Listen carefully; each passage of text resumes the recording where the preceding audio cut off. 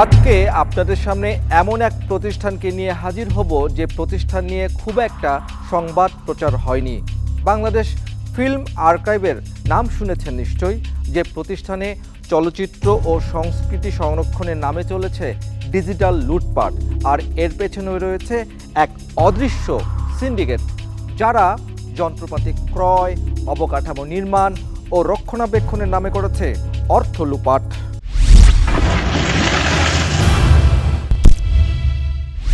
বাংলাদেশের চলচ্চিত্র ও ইতিহাস সংরক্ষণের দায়িত্বে থাকা বাংলাদেশ ফিল্ম আর্কাইভ এখন প্রশ্নবিদ্ধ। ডিজিটাল রূপান্তরের নামে কোটি কোটি টাকার কেনাকাটা, আর যেখানেই কেনাকাটা সেখানেই লুটপাট। বাজার মূল্যের চেয়ে কয়েক গুণ বেশি দামে কিনে সেই কেনাকাটার উপর আবার কমিশন বাণিজ্যে পকেট ভারী হয়েছে কতিপয় কর্মকর্তাদের। ঢাকার আগারগাঁওয়ের বাংলাদেশ ফিল্ম আর্কাইভ ভবন বাইরে থেকে শান্ত আর ভেতরে নিস্তব্ধতা। এখানেই সংরক্ষিত থাকার কথা দেশের সোনালী যুগের সিনেমা, বিরল ফুটেজ, প্রামাণ্যচিত্র এবং সাংস্কৃতিক ঐতিহ্যের অমূল্য সব দলিল। এই লক্ষ্যকে সামনে রেখে নেওয়া হয় ডিজিটাল রূপান্তরের নানা উদ্যোগ, আর সেই উদ্যোগই হয়ে ওঠে দুর্নীতির এক বড় হাতিয়ার। অনুসন্ধানের শুরুটা হোক আর্কাইভ ভবনের এই ফিল্ম চেকিং ও ক্লিনিং রুম দিয়ে। পুরনো দিনের প্রিন্ট ও নেগেটিভ ফিল্মকে পরিষ্কার ও ব্যবহার উপযোগী করতে কাজ করছেন টেকনিশিয়ানরা। এই কাজ মানসম্মত করতে 2012 সালে যুক্ত করা হয় আধুনিক ক্লিনিং মেশিন। এক যুগের ব্যবধানে এটি এখন পরিত্যক্ত। পাশেই 93 লাখ টাকায় কেনা নতুন আপডেট মডেলের আরও একটি ফিল্ম ক্লিনিং মেশিন। এটির ব্যবহার কতটুকু দেখতে গিয়ে রীতিমতো হিমশিম খেলেন দায়িত্বশীল প্রকৌশলী। চালু করলেন ইলেকট্রিশিয়ান। চলতেছে না এখন? হ্যাঁ। আর আপনার পরিচয়? আমি ইলেকট্রিশিয়ান। আচ্ছা। টেকনিশিয়ানরা জানান মেশিন খুব একটা কাজে আসছে না। তারা বেশিরভাগই কাজ করেন ম্যানুয়ালি বা হাতে। পচা থাকে, কারক থাকে, ইমোশন নষ্ট থাকে, পারফেকশন জিনিস থাকে, ওই কাজগুলো আপনার হাতেই করতে হবে। হাতেই বেশি করি, যেগুলো মেশিন যোগ্য সবটা মেশিন করা যায় না। অথচ প্রায় কোটি টাকায় কেনা হয় এই আধুনিক যন্ত্রপাতি। ডিজিটাল করার নামে কোটি কোটি টাকার কেনাকাটা করাটা স্বাভাবিক, কিন্তু সেই কেনাকাটায় যদি পুকুর চুরি হয় তাহলে প্রশ্ন থেকেই যায়। যে প্রতিষ্ঠানে চলচ্চিত্র সংরক্ষণ করার কথা সে প্রতিষ্ঠানই পরিণত হয়েছে লুটপাটের যন্ত্রে। সুন্দর ব্র্যান্ডের ফিল্ম স্ক্যানার মেশিনটি 2016 সালে কেনা হয়। এটিও এখন পরিত্যক্ত। অনুসন্ধান বলছে এটির বাজার মূল্য ছিল 50 থেকে 60 লাখ টাকা, অথচ সেটি সে সময় কেনা হয় 1,62 লাখ টাকায়। অভিযোগ আছে একাধিক প্রকৌশলী থাকলেও এই যন্ত্র চালানোর মতো তেমন কোনো দক্ষতা ছিল না কারোরই। ফলে কোটি কোটি টাকার এই যন্ত্র আজ অকেজো। মানে মেনটেনেন্স করার মতো তো এরকম দক্ষ কেউ নাই আমাদের। উৎপাদন প্লাস সাপোর্ট দুইটাই বন্ধ, এই জন্য নষ্ট হওয়ার পরে এইটা আর এখন সার্ভিস করা যাচ্ছে না। এরপর 2020-2021 অর্থ বছরে 1,63 লাখ টাকায় কেনা হয় আরেকটি স্ক্যানার। সেটি দিয়েই কাজ চলমান রেখেছিল প্রতিষ্ঠানটি।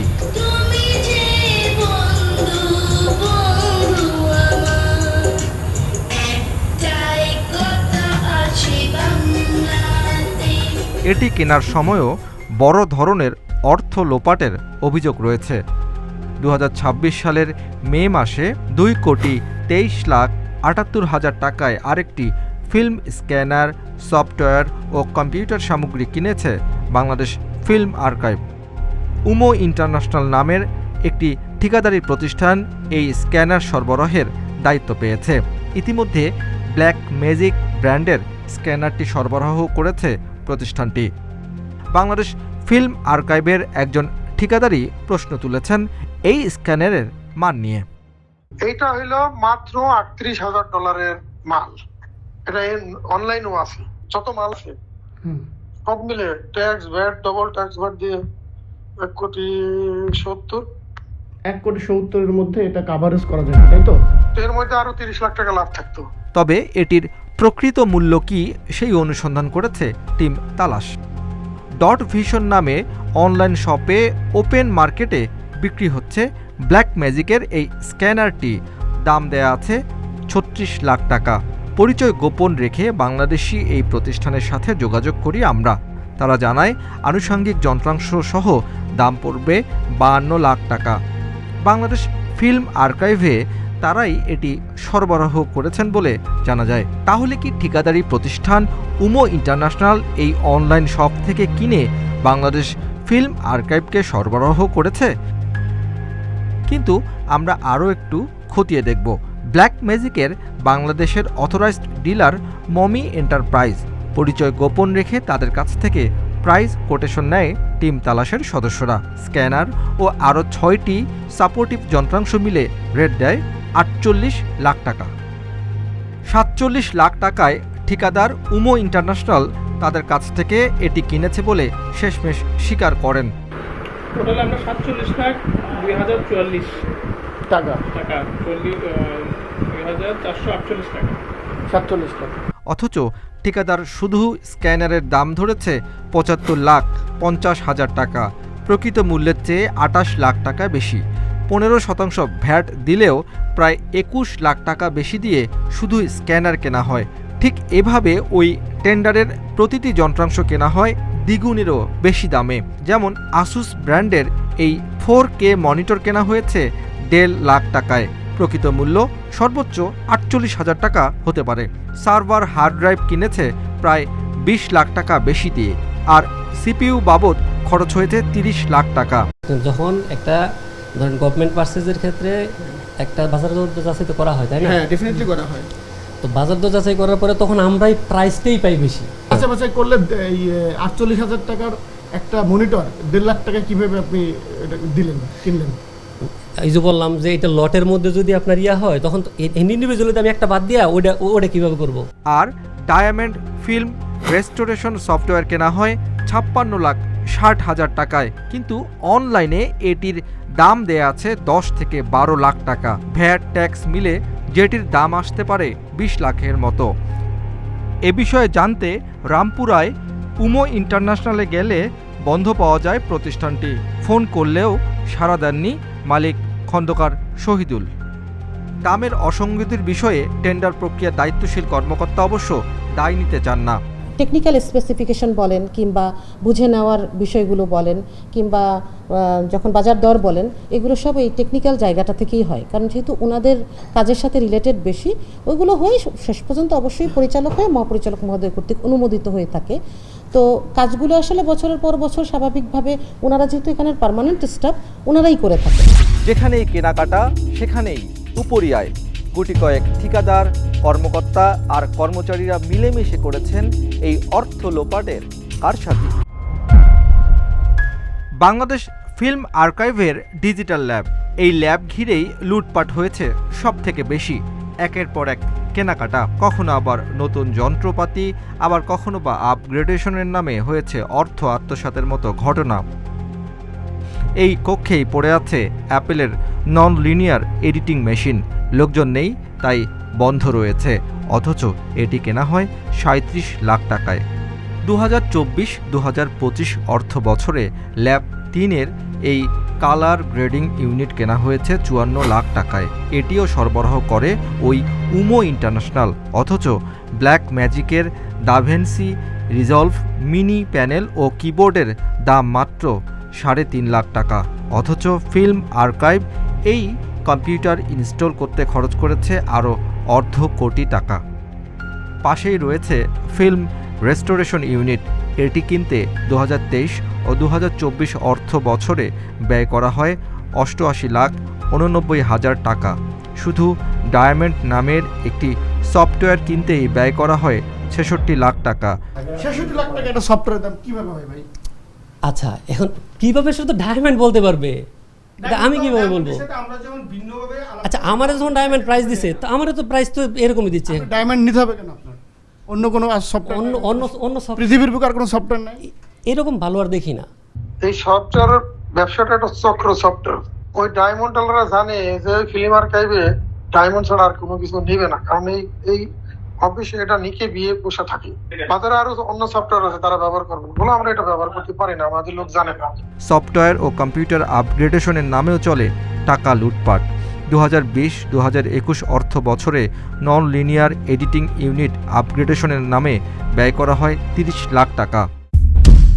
ভুয়া বিল দিয়েও অর্থ আত্মসাতের অভিযোগ রয়েছে। এই 3টি বিল দেখতে একই রকম। 2,95,500 টাকার আলাদা 2টি বিল, যা সেন্ট্রাল এসির মেরামত বাবদ খরচ করা হয়। আরেকটি বিল 4টি কম্পিউটার মেরামতের খরচ ধরা হয় 1,92,000 টাকা। বেস্ট সার্ভিস সাপ্লায়ার ও AR টেকনোলজির ভাউচারে নেই অফিসের ঠিকানা বা মোবাইল নাম্বার। চেষ্টা করেও তাদের অস্তিত্ব পায়নি টিম তালাশ। শিকদার ট্রেড ইন্টারন্যাশনাল দীর্ঘদিন ফিল্ম আর্কাইভের বিভিন্ন এসির কাজ করছেন, কিন্তু বেস্ট সার্ভিস সাপ্লায়ারের নাম শোনেননি তারাও। কোম্পানিটাকে চিনছেন? না, আমি এই কোম্পানি চিনি না। এটা তো শুরু থেকেই বলছি আপনাকে, তো আরো হেল্প করছে আপনাকে, যে গুগলেও আমি সার্চ দিচ্ছি আপনাকে দেখার জন্য এই কোম্পানিটা পাই কিনা। পেয়েছেন? না, আমি পাইনি। হিসাব শাখায় গিয়েও এই বিল সংক্রান্ত কোনো তথ্য মিলল না। যাচাবাচাগুলো তো কমিটি থাকে, কমিটি যখন অনুমোদন দিয়ে দেয় যে হ্যাঁ কাজটি সঠিক হয়েছে, তখন তো আর আমাদের তো আসলে কিছু করার থাকেও না। এই বিলে স্বাক্ষর রয়েছে ফিল্ম আর্কাইভের এসি সুপারভাইজার কিবরিয়া সিদ্দিকীর।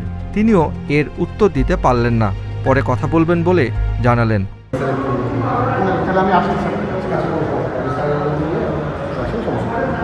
অথচ কিছুক্ষণ পরই অফিস থেকেই উধাও তিনি। সে সময় কেনাকাটার দায়িত্বে থাকা আরেক কর্মকর্তা প্রকৌশলী মনিরুজ্জামান অফিসে গিয়ে পাওয়া গেল না তাকে। কয়েকবার টেলিফোন করলেও দেননি সাড়া।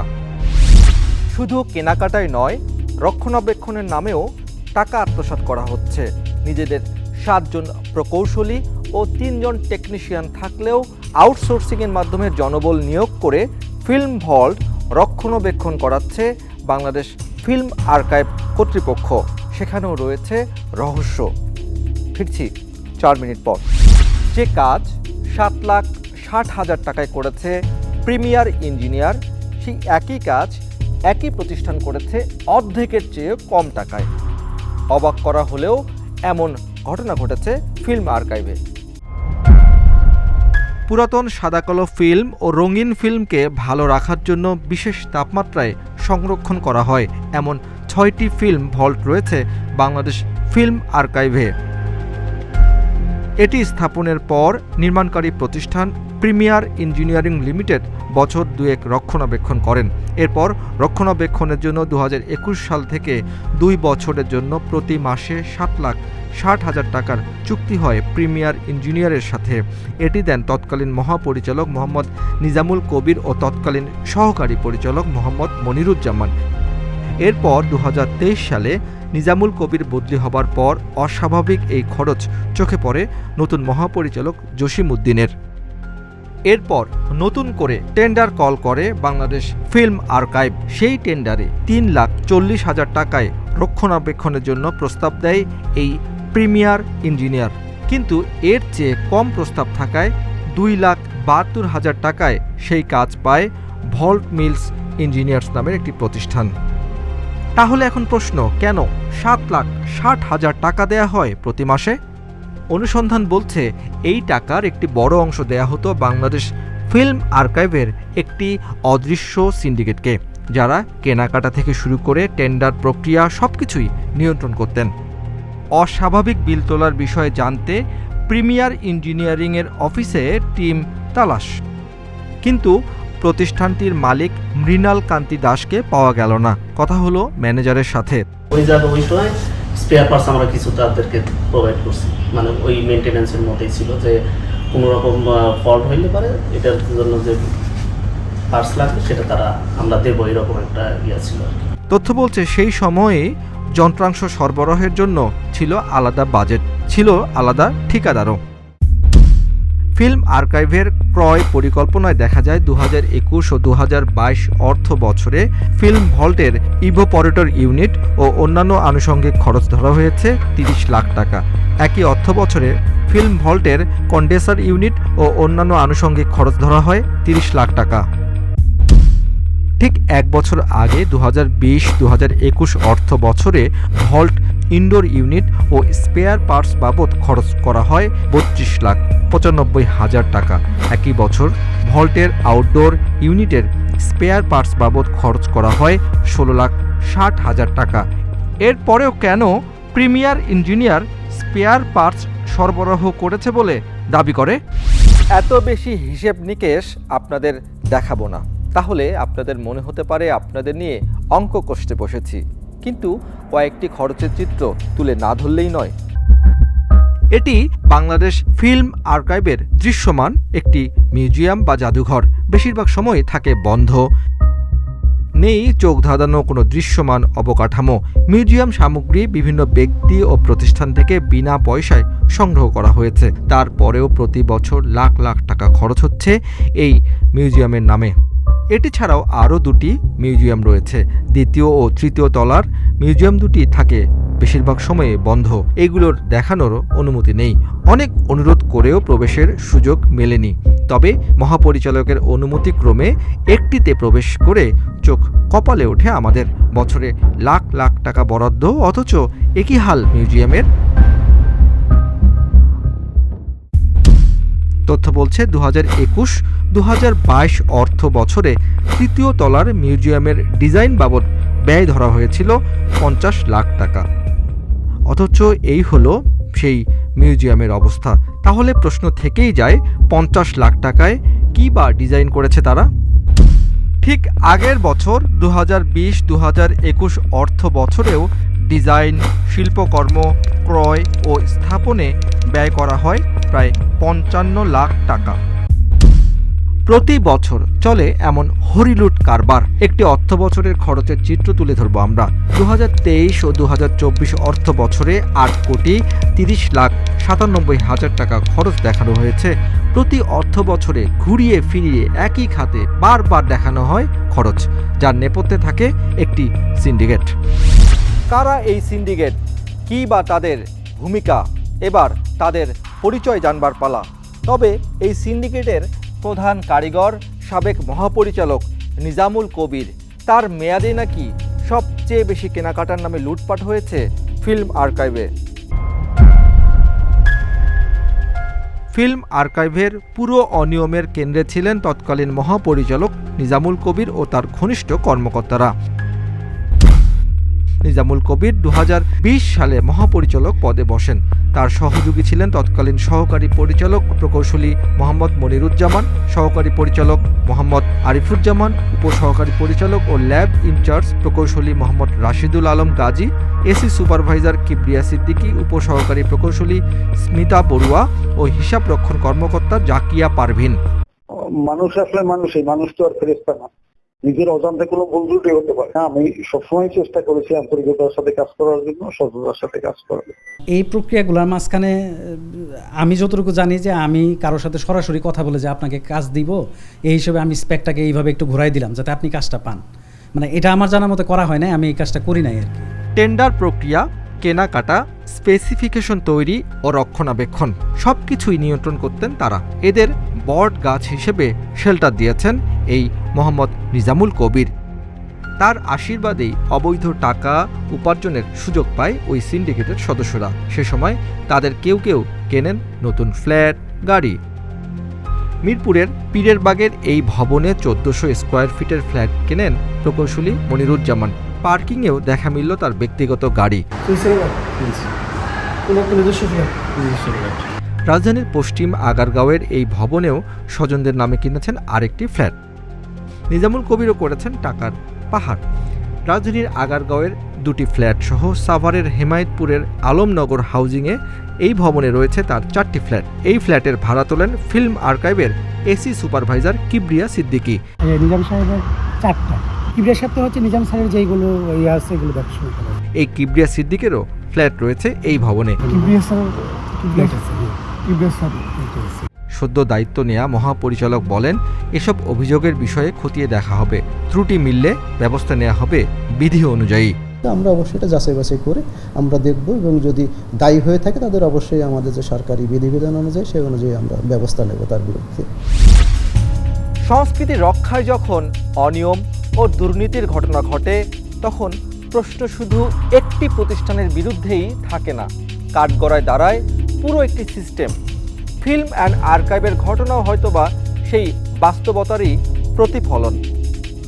আজ বিদায় নিতে হচ্ছে। আজ বিদায় নিল, ফিরছি আগামী পর্বে নতুন কোনো তালাশ নিয়ে, সন্দেহ ভেদ করে সত্য নিয়ে আপনাদের কাছে। সে পর্যন্ত আপনিও জারি রাখুন অনুসন্ধান।